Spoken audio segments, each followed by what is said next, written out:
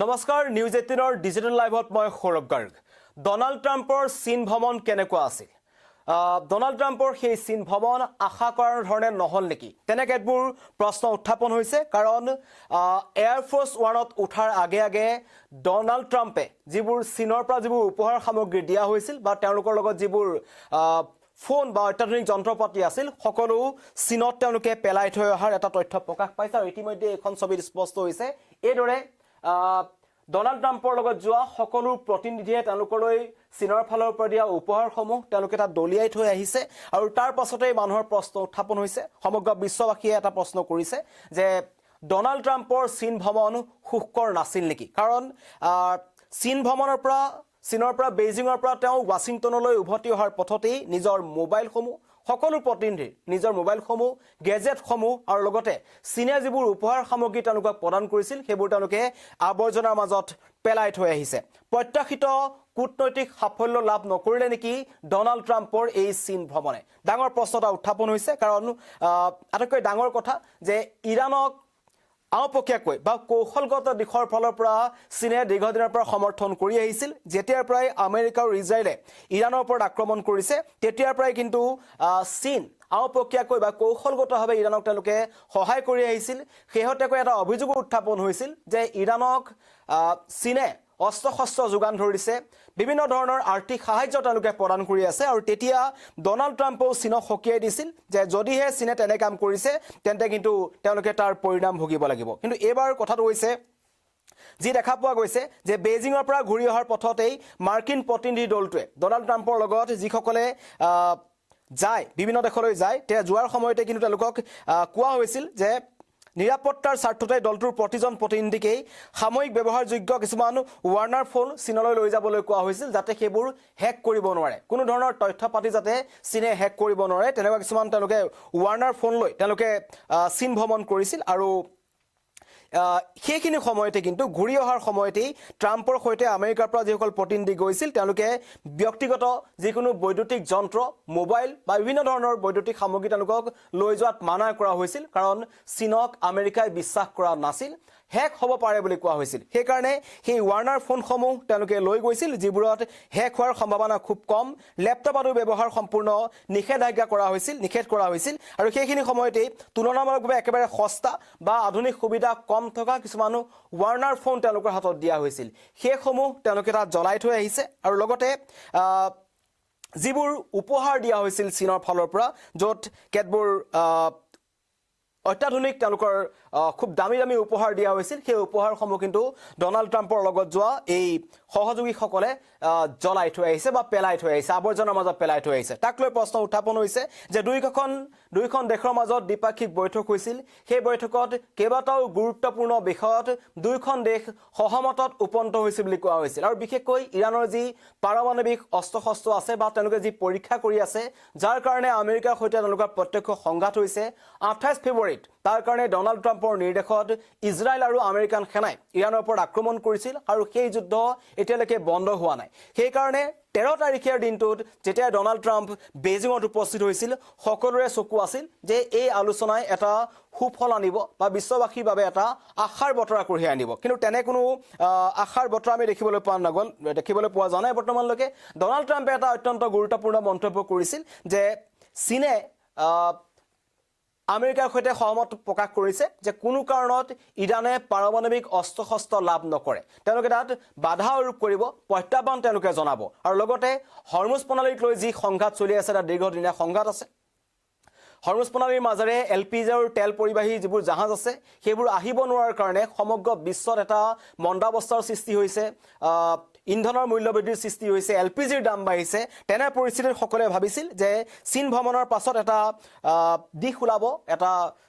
সুফল পোৱা যাব কিন্তু তেনে কোনো সুফল দেখিবলৈ পোৱা নগ'ল মূলতঃ সাইবাৰ নিৰাপত্তাৰ দিশবোৰৰ প্ৰতি লক্ষ্য ৰাখি মানে সাইবাৰ অপৰাধৰ ক্ষেত্ৰত চীনক কোনো কাৰণত যে আমেৰিকাই বিশ্বাস নকৰে তাৰ এটা প্ৰমাণ হৈছে এই ফটোখন সেইকাৰণে সকলো ধৰণৰ সামগ্ৰী যিবোৰ চীনত তেওঁলোকে ব্যৱহাৰ কৰিছিল এই দুটা দিনত 13 তাৰিখৰ পৰা 15 তাৰিখৰ যি ভ্ৰমণ আছিল দুদিনীয়া ভ্ৰমণৰ সময়ত যিবোৰ ৱাৰ্নাৰ ফোন ব্যৱহাৰ কৰিছিল যিবোৰ কম দামী যিবোৰ তেওঁলোকে প্ৰযুক্তি ব্যৱহাৰ কৰিছিল যিবোৰ যন্ত্ৰপাতি ব্যৱহাৰ কৰিছিল সকলো তাত তেওঁলোকে আৱৰ্জনাৰ মাজত পেলাই থৈ আহিছে এয়া বেইজিঙৰ দৃশ্য এইখন হৈছে এয়াৰফ'ৰ্চ ওৱানখন যোনখনত আমেৰিকাৰ ৰাষ্ট্ৰপতি যাত্ৰা কৰে বিভিন্ন দেশলৈ উঠাৰ আগে আগে কিন্তু তেওঁলোকে কোনো ধৰণৰ ৰিস্ক আচলতে চীনৰ পৰা ল'ব বিচৰা নাই আৰু ৱাশ্বিংটনলৈ উভতি আহিয়েই পুনৰ ইৰাণ আক্ৰমণৰ যুঁজা কৰিছে ডনাল্ড ট্ৰাম্পে পুনৰ তেওঁলোকে ভাবুকি প্ৰদান কৰিছে আৰু ইজৰাইলে ইতিমধ্যেই লেবাননৰ প্ৰান্তত থকা হিজবুল্লাৰ ঘাটিসমূহত তেওঁলোকে আক্ৰমণ আৰম্ভ কৰিছে তাৰ পৰা এটা কথা স্পষ্ট হয় যে চীন ভ্ৰমণত কোনো ডাঙৰ ফলাফল বা সুফল কিন্তু ডনাল্ড ট্ৰাম্পৰ ফালৰ পৰা পোৱা নগ'ল বা ডনাল্ড ট্ৰাম্পে চীন ভ্ৰমণৰ সময়ছোৱাত কোনো তেওঁলোকে যি ধৰণে বিচাৰিছিল তেনেকুৱা ধৰণৰ কোনো ধৰণৰ চাগে ফল তেওঁলোকে নাপালে তাৰ কাৰণে তেওঁলোকে এনেকুৱা ধৰণৰ এটা প্ৰতিক্ৰিয়া প্ৰকাশ কৰিছে আৰু ইতিমধ্যেই ডনাল্ড ট্ৰাম্প যোৱাৰ পাছতেই কিন্তু চীনলৈ এতিয়া ভ্লাদিমিৰ পুটিনো যাবলৈ ওলাইছে তাক লৈ এটা চিন্তা আছে কাৰণ যিহেতু সমগ্ৰ মধ্যপ্ৰাচ্যত যেতিয়া এক উত্তপ্ত পৰিস্থিতিৰ সৃষ্টি হৈ আছিল সেই সময়তে কিন্তু ৰাছিয়া আৰু চীনে আওপকীয়াকৈ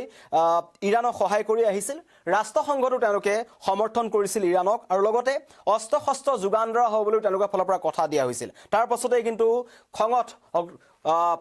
ডনাল্ড ট্ৰাম্পে এটা মন্তব্য কৰিছিল চীনে যদি কিবা কাৰণত ইৰাণক সহায় কৰে তেন্তে কিন্তু ইয়াৰ পৰিণাম চীনেও ভুগিব লাগিব তেনে এক প্ৰতিক্ৰিয়াৰ মাজতে পুনৰবাৰ যেতিয়া তেওঁ ভ্ৰমণ কৰিছিল তেতিয়া কিন্তু আটাইতকৈ ডাঙৰ তিনিটা বিষয়ৰ ওপৰত তেওঁলোকে আলোচনা কৰিছিল বাণিজ্য বিশেষকৈ যি আমদানি শুল্ক বঢ়াই দিয়া হৈছিল চীনা সামগ্ৰীৰ ওপৰত সেইবোৰ কেনেকৈ ৰখা হ'ব কিমান পৰ্যায়ত কমাব সেইবোৰক লৈ আলোচনা হৈছিল আৰু দ্বিতীয়টো আলোচনা হৈছিল মধ্যপ্ৰাচ্যৰ পৰিস্থিতিক লৈ সেইটো আছিল আটাইতকৈ ডাঙৰ কথা আৰু সেইখিনি সময়ত যি অভিযোগ উত্থাপন হৈছিল যে চীনে ইৰাণক সহায় কৰিছে আৰু সেইকাৰণে তেওঁলোকক হয়তো ডনাল্ড ট্ৰাম্পে এই কথা তেওঁলোকৰ ওপৰত উত্থাপন কৰিব বা এইবোৰ কথা আলোচনা কৰাৰ কথা কোৱা হৈছিল কিন্তু কৌতুহল এতিয়া বৃদ্ধি পাবলৈ ধৰিছে এই ফটোখনে সেই কৌতুহল বৃদ্ধিৰ ক্ষেত্ৰত এতিয়া মানুহৰ উৎসুকতা অধিক বৃদ্ধি কৰিছে কি কাৰণত কাৰণ যেতিয়া এজন ৰাষ্ট্ৰ নেতা কোনো এখন দেশলৈ যায় তেনেকুৱা ধৰণৰ কিন্তু ছবি ইয়াৰ পূৰ্বতে আমি দেখিবলৈ পোৱা নাই এবাৰ প্ৰথমবাৰৰ কাৰণে দেখিবলৈ পোৱা গৈছে আৰু ইয়াৰ পৰা এটা কথা স্পষ্ট হয় যে চীনক আমেৰিকাই কেতিয়াও বিশ্বাসত নলয় আৰু বিশেষকৈ হেক কৰাৰ বাবে কাৰণ এয়াৰফ'ৰ্চ ওৱানত উঠাৰ আগে আগে সেই সামগ্ৰীসমূহ তাত পেলাই থৈ অহা হৈছে আমেৰিকালৈ চীনৰ পৰা দিয়া কোনো ধৰণৰ সামগ্ৰী তেওঁলোকে লৈ আনিবলৈ তেওঁলোকে বিশ্বাস নকৰিলে চীনক যিখন চীনত তেওঁ দুদিন থাকিলে দুদিন আলোচনা কৰিলে আৰু সেই আলোচনা সমগ্ৰ বিশ্ববাসীৰ চকু আছিল সেই দ্বিপাক্ষিক আলোচনাৰ মাজত আৰু সেই দ্বিপাক্ষিক আলোচনাৰ অন্তত ৱাশ্বিংটনত নামি সেইজন ডনাল্ড ট্ৰাম্পে পুনৰবাৰ ইৰাণ আক্ৰমণৰ ভাবুকি প্ৰদান কৰিছে আৰু তাৰ পাছতে কিন্তু মানুহৰ মনত প্ৰশ্ন হৈছে যে ডনাল্ড ট্ৰাম্পৰ এই চীন ভ্ৰমণ আশাব্যঞ্জক নাছিল যিমানখিনি তেওঁলোকে আশা কৰিছিল সেই আশা ফলাফল সেই আলোচনাত নহ'লে আৰু তাৰ পাছতে কিন্তু ৰাছিয়াৰ ৰাষ্ট্ৰপতি ভ্লাদিমিৰ পুটিনো এতিয়া 19 তাৰিখে তেওঁ বেইজিং ভ্ৰমণ কৰিব চীন ভ্ৰমণলৈ যাব আৰু তাত তেওঁ কেইবাখনো গুৰুত্বপূৰ্ণ বৈঠকত মিলিত হ'ব চীনৰ ৰাষ্ট্ৰপতি চি জিনপিঙৰ সৈতে তেওঁ বৈঠকত মিলিত হ'ব লগতে চীনৰ প্ৰধানমন্ত্ৰীৰ সৈতে তেওঁ বৈঠকত মিলিত হ'ব এতিয়া দুটা মেৰুত আচলতে অৱস্থান কৰিছে আৰু ডনাল্ড ট্ৰাম্পৰ বেইজিং ভ্ৰমণক লৈ সকলোৰে মনত প্ৰশ্ন আছে যে কি কাৰণত ডনাল্ড ট্ৰাম্প যাবলৈ ওলাইছে কাৰণ দুয়োখন হৈছে শত্ৰু ৰাষ্ট্ৰ বিভিন্ন যেতিয়া দেশত যুদ্ধ হয় মধ্যপ্ৰাচ্যতে হওক বা অন্য প্ৰান্ততে হওক আমেৰিকাই যদি কোনোবা এখন দেশক সমৰ্থন কৰে তেন্তে বিপৰীত দেশখনৰ কিন্তু চীনে সমৰ্থন কৰি আহিছে তেনে ক্ষেত্ৰত ডনাল্ড ট্ৰাম্পৰ এই বেইজিং ভ্ৰমণ বা চীন ভ্ৰমণ অত্যন্ত গুৰুত্বপূৰ্ণ আছিল আৰু সকলোৱে আশা কৰিছিল যে ফলপ্ৰসূ হ'ব পাৰে কিন্তু মোবাইল ফোন বা অন্য ধৰণৰ যি প্ৰযুক্তিগত সামগ্ৰীসমূহ আছে সেইসমূহ সামগ্ৰীৰে চীনে আমেৰিকাক আক্ৰমণ কৰিব পাৰে বা আমেৰিকাৰ যি কূটনৈতিক যিবোৰ দিশ আছে সেইবোৰ তেওঁলোকে উদঙাই নিব পাৰে আৰু লগতে চোৰাংচোৱা তথ্যৰ বহুখিনি গোপন তথ্য আচলতে চীনে লৈ ল'ব বুলি আমেৰিকাৰ প্ৰতিনিধিসকলে ভয় কৰিলে সেইকাৰণে তেওঁলোকৰ ৱাৰ্নাৰ ফোনসমূহ উপহাৰসমূহ তাত তেওঁলোকে পেলাই থৈ আহিলে আৰু এই ছবিখনে প্ৰকাশ কৰিছে যে চীন আৰু আমেৰিকাৰ যি সম্পৰ্ক আছে সেয়া পূৰ্বৰ দৰে আছে ডনাল্ড ট্ৰাম্প তালৈ গৈছিল হয় ডনাল্ড ট্ৰাম্প তালৈ যোৱাৰ পাছতো তেওঁলোকৰ যি সম্পৰ্ক আছে সেই সম্পৰ্ক খুব এটা ভাল সম্পৰ্ক বুলি ক'ব নোৱাৰি আৰু বিশেষকৈ কালি যোনটো কথা কোৱা হৈছিল ডনাল্ড ট্ৰাম্পৰ ফালৰ পৰা যোনটো মন্তব্য কৰা হৈছিল যে ইৰাণৰ পাৰমাণৱিক অস্ত্ৰ শস্ত্ৰ কোনো কাৰণত ইৰাণে নাপাব বুলি যি বেইজিঙে ডনাল্ড ট্ৰাম্পে কৈছিল যে বেইজিঙে সহমতত উপনীত হৈছে বা চীনে সহমতত উপনীত হৈছে আৰু লগতে হৰমুজ প্ৰণালীক লৈ দুয়োখন দেশ সহমতত উপনীত হোৱা বুলি মন্তব্যটোৰ এতিয়ালৈকে কিন্তু বেইজিঙে কোনো ধৰণৰ প্ৰতিক্ৰিয়া প্ৰকাশ নকৰিলে তেনেকেবোৰ কাৰণে হয়তো এনেকুৱা প্ৰতিচ্ছবি এতিয়া পোহৰলৈ আহিছে কিন্তু এই ফটোখন চৰ্চাত আছে পুনৰবাৰ দেখুৱাইছো যিসকল আমাৰ লগত নতুনকৈ লাইভত জড়িত হৈছে চীন ভ্ৰমণলৈ যোৱাৰ সময়তেই আমেৰিকাৰ যিসকল প্ৰতিনিধিৰ লগত গৈছিল ডনাল্ড ট্ৰাম্পৰ লগত তেওঁলোকে কোনো ধৰণৰ মোবাইল ফোন লেপটপ এনেকুৱা ধৰণৰ সামগ্ৰী তেওঁলোকে লিয়া নাছিল তেওঁলোকে ভয় কৰিছিল যে চীনে হেক কৰিব আৰু সেইকাৰণে তেওঁলোকক কিছুমান ৱাৰ্নাৰ ফোন দিয়া হৈছিল যিবোৰ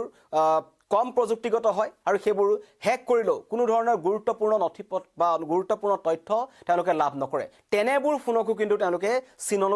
চীনৰ পৰা আমেৰিকালৈ লৈ নাহিলে উপহাৰসমূহ তেওঁলোকে তাত পেলাই থৈ আহিছে এয়া হৈছে চীন ভ্ৰমণৰ সময়ত ডনাল্ড ট্ৰাম্পৰ তাৰ পৰা উভতি অহাৰ পিছৰ এখন ছবি আৰু ৱাশ্বিংটনত আহি পোৱাৰ পাছতেই ডনাল্ড ট্ৰাম্পে পুনৰ ঘোষণা কৰিছে যে ইৰাণ আক্ৰমণৰ যোজা চলাইছে আমেৰিকা ধন্যবাদ